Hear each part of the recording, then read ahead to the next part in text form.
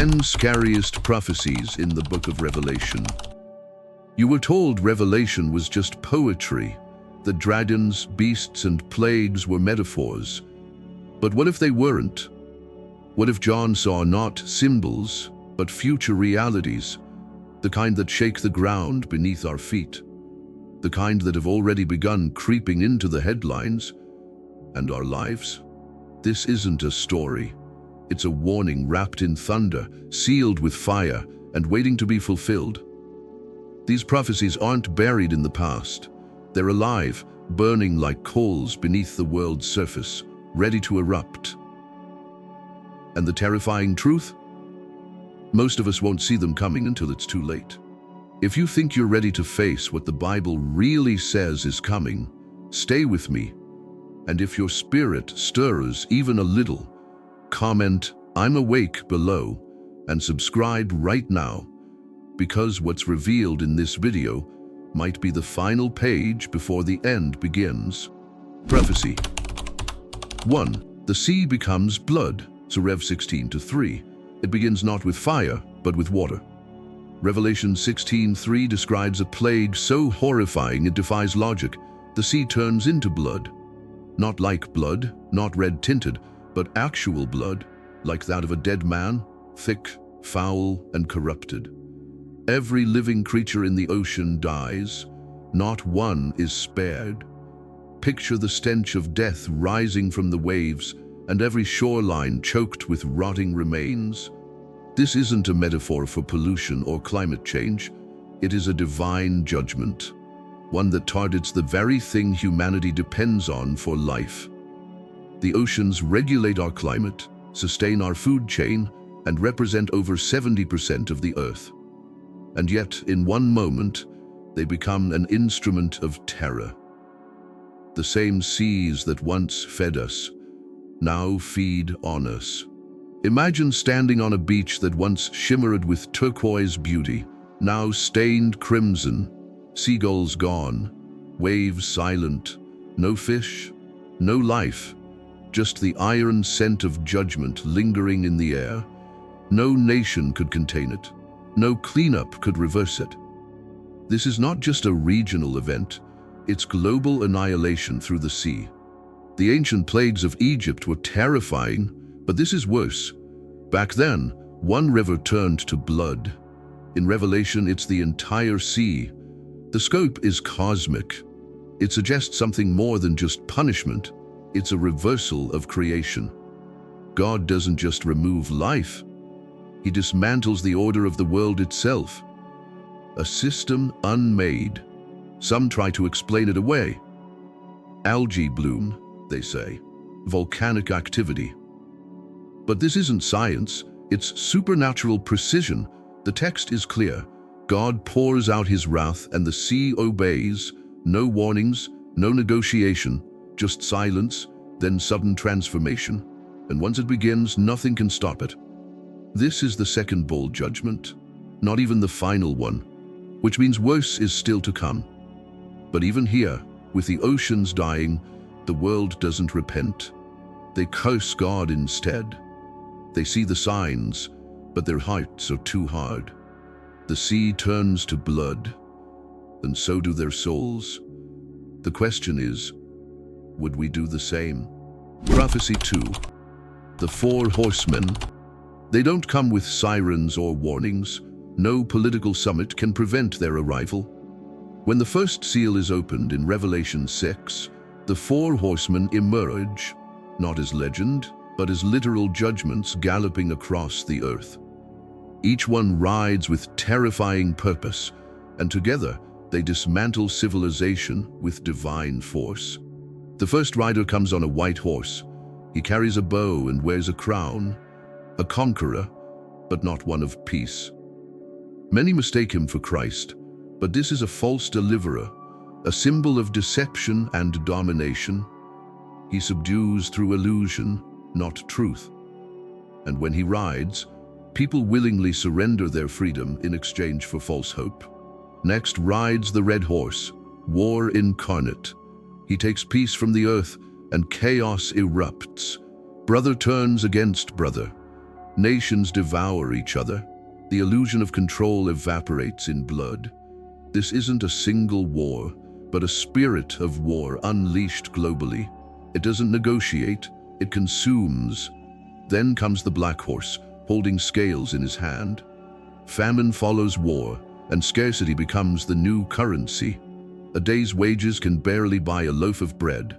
The rich grow richer, the poor starve, and the balance tips, not toward justice, but toward survival. Every meal becomes a battle, every grocery store a war zone. The final rider is the most terrifying, a pale horse, and its rider's name is Death. Hades follows behind, collecting the corpses. Together they are given authority over a fourth of the earth. Not symbolically, literally. Billions face plague, famine, war, and wild beasts. This is not dystopian fiction. This is divine consequence. And yet the seals are just the beginning. The horsemen are not the climax. They're the introduction. God doesn't send them to scare us. He sends them to expose us, to reveal what's already broken beneath the surface. When peace is removed, what's left? Hatred, greed, desperation. That's not what the horsemen bring. It's what they unleash. As they ride, the world watches, still clinging to denial. But prophecy does not wait for belief. It unfolds with or without permission. The four horsemen are not future myths. They are present shadows. And once they begin their ride, there's no turning them back. Prophecy 3, Fire from the Sky. The first trumpet doesn't sound like a song. It screams like war. Revelation 8:7 tells us that when it blasts, hail and fire mixed with blood are hurled to the earth. This isn't poetic imagery. It's an assault from above. 1/3 of the earth is burned, 1/3 of the trees gone, every green blade of grass consumed. Nature's breath, choked in flame. This isn't just fire.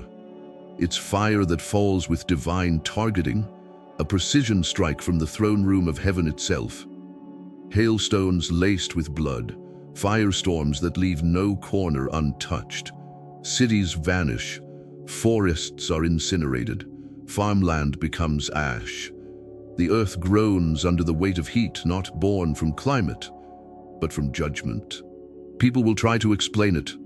Solar flares, meteor storms, natural disasters. But this is not natural. It's orchestrated. Trumpet judgments don't ask permission. They arrive when humanity crosses a line known only to God, a line we might already be past. And once the trumpet sounds, there is no pause button. The terrifying part isn't just the scale of destruction, it's how early it happens. This is only the first trumpet. There are 6 more behind it, each one more devastating than the last. The world will be too busy burning to realize they're still at the beginning of wrath. The first blast doesn't just ignite forests, it ignites panic. The judgment is twofold. It hits the earth, but it also hits the heart. People watch nature collapse and realize they are not in control. Governments can't fix it. Technology can't reverse it. Insurance won't matter when the planet itself becomes a furnace. This is not the revenge of nature. This is the justice of heaven. And still, many will refuse to repent. Even as fire rains from the sky, they'll cling to their rebellion, mock God, and search for someone else to blame. The fire that falls won't just destroy what's outside, it will expose what's inside. Because fire reveals what was already dry, already dead, already ready to burn. Prophecy 4, Locusts from the Abyss. When the 5th trumpet sounds, the sky doesn't just darken, it cracks open. Revelation 9 says a star falls from heaven, and to him is given the key to the bottomless pit. What he unlocks is not fire, not wind, but something alive. Smoke rises like a furnace, and out of it swarms a terror the earth has never seen. Locusts, but not like any we know. These aren't insects.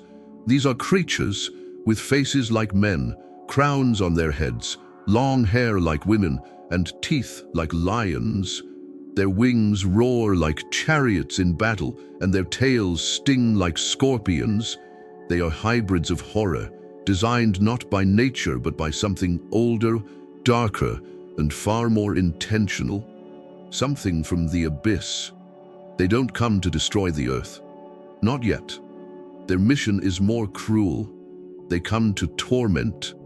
For 5 months, they attack those without the seal of God on their foreheads. They don't kill. They make people wish for death. But death takes a step back. It watches as pain becomes a prison with no escape. Imagine a world where sleep becomes impossible, where no shelter can keep them out. Hospitals overflow, but no medicine works. People scream into the sky for mercy and hear nothing. No warhead, no army, no wall can stop what comes out of that pit. These creatures answer to no man, only to the one who opened the gate. And who is that one? Revelation names their king, Abaddon in Hebrew, Apollyon in Greek, the destroyer.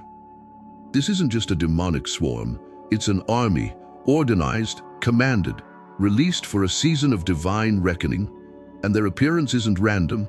They've been waiting, sealed away until this exact moment. The abyss is not just a place, it's a prison, and what breaks loose isn't chaos, it's judgment with intelligence, hell's military, and the most chilling part? They're not even the final plague. This is still trumpet number 5, and by the time they return to the pit, humanity will be unrecognizable. Not by scars, but by the fear that never leaves their eyes. Prophecy 5, the sun goes dark. Revelation 6:12 describes a moment the world prays never comes, the breaking of the 6th seal, and when it opens, the sky itself revolts. The sun turns black, like sackcloth made of goat hair. The moon becomes blood.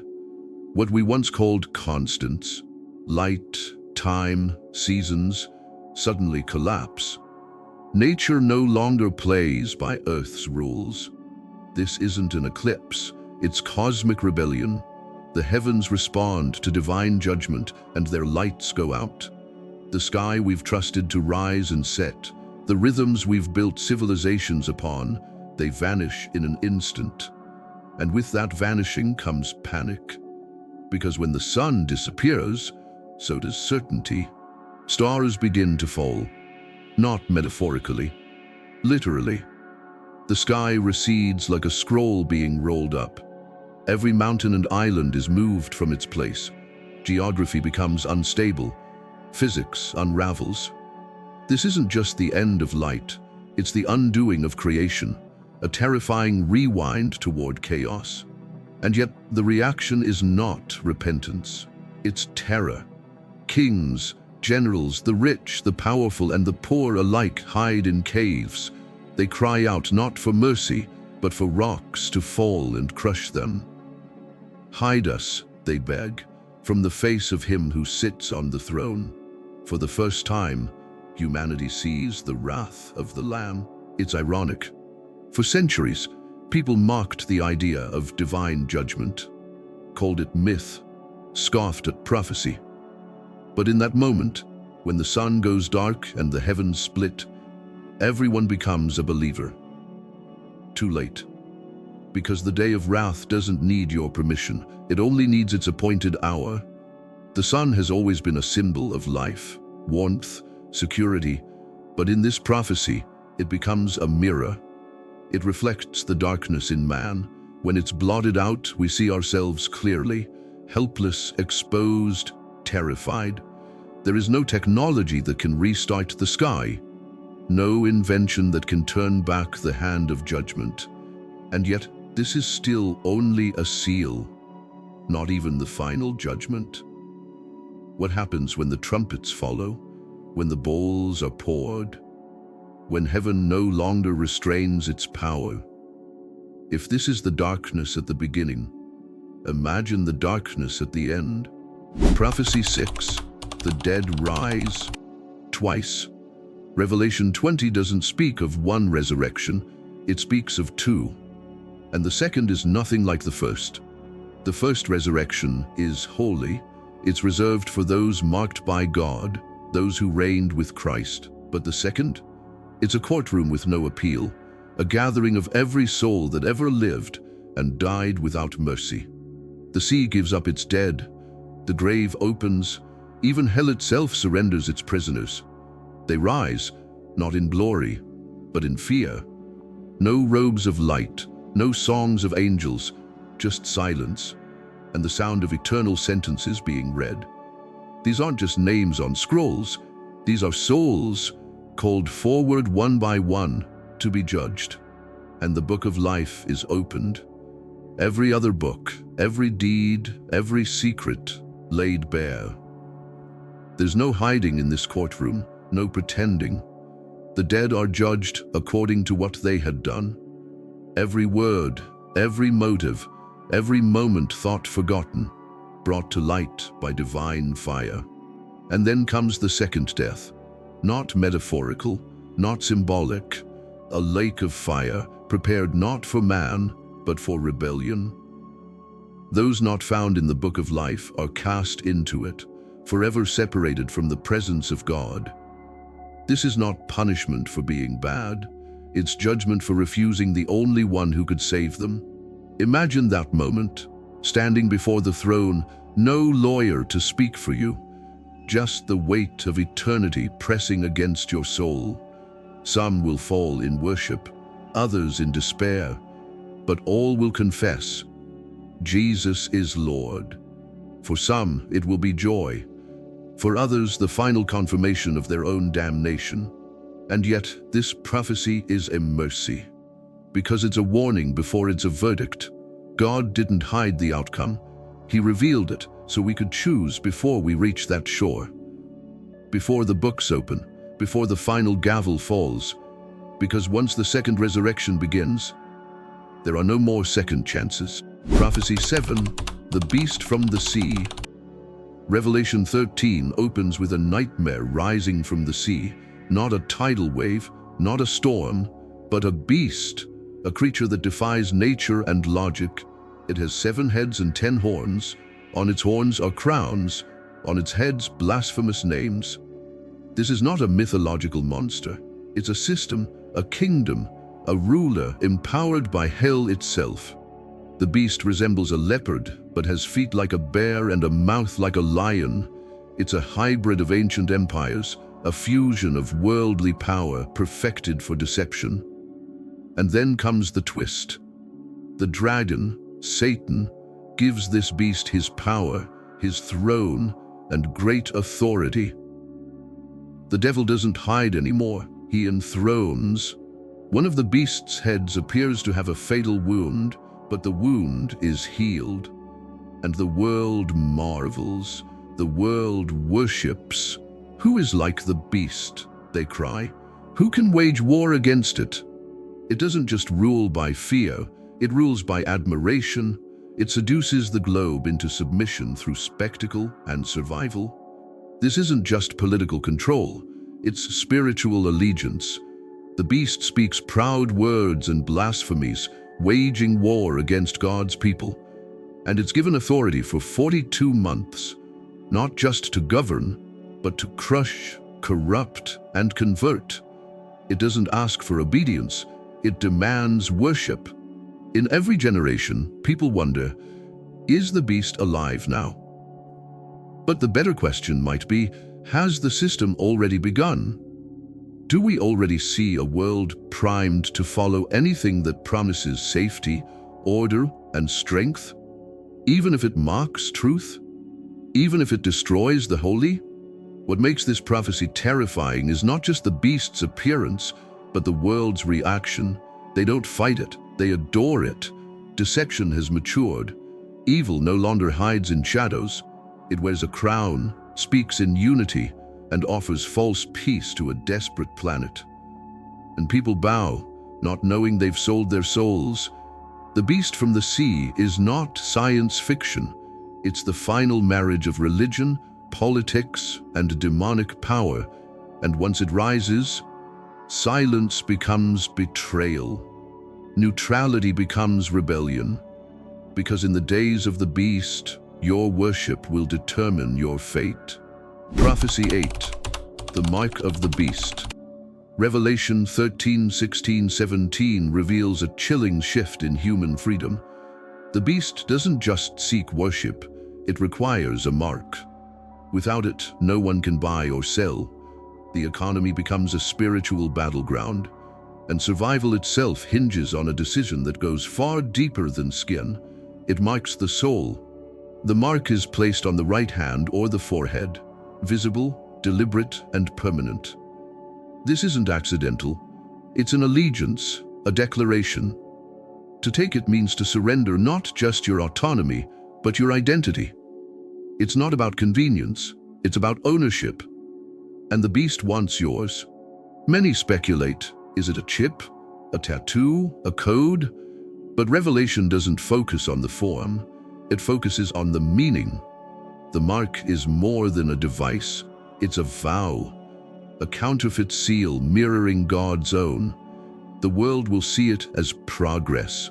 Heaven will see it as treason. And the choice won't come in darkness. It will come with pressure, fear, coercion. Take the mark, they'll say, or lose everything. Your job, your home, your place in society. But those who refuse will be hunted, starved, silenced, labeled enemies, not of the beast, but of peace itself. But those who accept it pay a far greater price. Revelation 14 declares that anyone who receives the mark will drink of the wine of God's wrath, full strength, no mercy, no delay. This isn't just a branding, it's a sentence, one that leads straight to the lake of fire. The mark brings gain for a moment and eternal loss after. In this prophecy, the battlefield isn't on some distant front. It's in everyday life, at the grocery store, at the bank, on your devices. The beast weaves his system into everything we call normal. And those who resist won't just be unpopular, they'll be unwelcome in the world they've known. The scariest part? People won't think they're choosing evil, they'll think they're choosing logic, safety, unity. But behind the smiling mask of global progress is the spirit of dissection. And once the mark is taken, the line is crossed. There's no undoing it, no removing it, no going back. Prophecy 9. The two witnesses killed in public. Revelation 11 introduces two figures who defy every expectation. They're not politicians, not soldiers, but witnesses, clothed in sackcloth, sent by God to prophesy for 1260 days. And during that time, nothing can touch them. Fire comes from their mouths. They shut up the sky.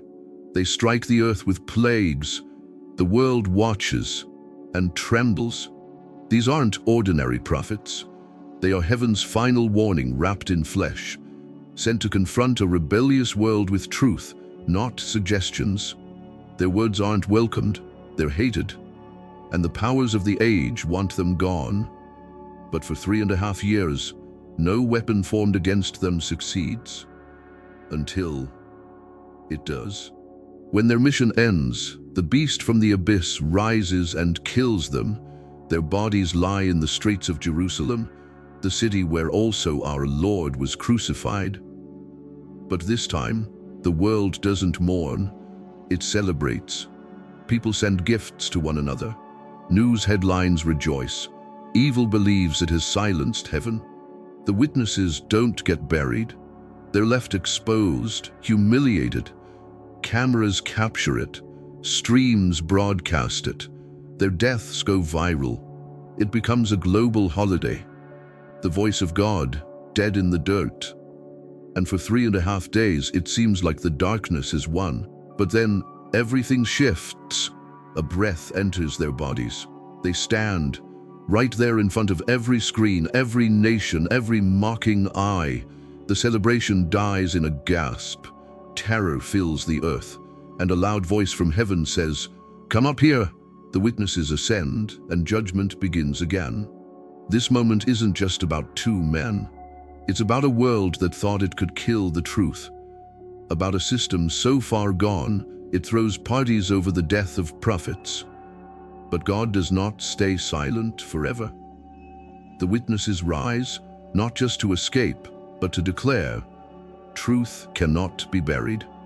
Their resurrection is a warning, one final flash of mercy before wrath pours out again. Because when the world celebrates rebellion and despises righteousness, judgment is not only deserved, it's imminent. Prophecy 10. The winepress of God's wrath. Revelation 14:19-20 doesn't describe a battle, it describes a harvest. But this isn't wheat or grain, this is a harvest of judgment. An angel swings a sharp sickle, and the grapes of earth are gathered, not for celebration, but for wrath. They're thrown into the great winepress of God's fury. What follows isn't wine, it's blood. The image is brutal. The winepress is trampled outside the city, and blood flows like a river, 200 miles long, as high as a horse's bridle. This isn't hyperbole. It's the final visual of divine wrath, unfiltered and unstoppable. It's not poetic, it's prophetic. A flood of consequence for a world that mocked mercy. The grapes are not innocent. They represent rebellion, ripened over centuries. Every denial of truth, every act of pride, every rejection of the Lamb, all gathered together for this one moment of holy vengeance. Not one is missed, not one is spared. This is the justice that was delayed, now delivered in full. This isn't human rage, it's not revenge, it's righteous anger from a God who waited, pleaded, warned. But the warnings were ignored. The prophets were silenced. The saints were slaughtered. And now, the time of patience has ended. The winepress crushes and there is no appeal, no escape, no more time. And the blood doesn't just fall, it rises, as if the earth itself is crying out under the weight of the unrighteous, as if heaven is pouring out centuries of restrained fury. This is not just judgment, it's closure, a final severing between good and evil, light and darkness, and it leaves the ground soaked in consequence. What's most terrifying is this. The people harvested still had a choice. They saw the signs, they heard the trumpets, they watched the witnesses rise, but still, they refused the Lamb. And now, instead of his blood covering them, their own blood becomes the price. Mercy rejected always ends in wrath received. The winepress of God's wrath is not fiction. It's the final chapter for the unrepentant. A moment where love no longer pleads, and justice no longer waits, and once it begins, no prayer can reverse it. The harvest is coming, the press is ready, and the only question left is, which side of the sickle will you be on? This isn't fiction, it's a warning. These weren't stories, they weren't ancient metaphors to scare children into obedience. These were warnings, etched in divine fire, preserved through centuries, and now echoing louder than ever. The book of Revelation isn't a myth. It's a blueprint, a roadmap to the end of this age, and the signs are no longer distant. They're here. You've just heard 10 of the scariest prophecies ever written. But here's the truth. Fear wasn't the goal. Awakening was. Because God never reveals judgment without offering mercy. He shows us what's coming so we can choose. Light over darkness, truth over lies, the Lamb over the beast. The terrifying part? Many will still walk away unchanged. They'll scroll to the next video, laugh off the trumpet blasts, and tell themselves they have more time. But time is the one thing we're not guaranteed. And if Revelation is unfolding now, then waiting is no longer an option. So ask yourself, where do you stand? Are you marked by the world or sealed by heaven? When the sky darkens and the trumpet sounds, will you be ready? Because the prophecies won't stop. The seals will break.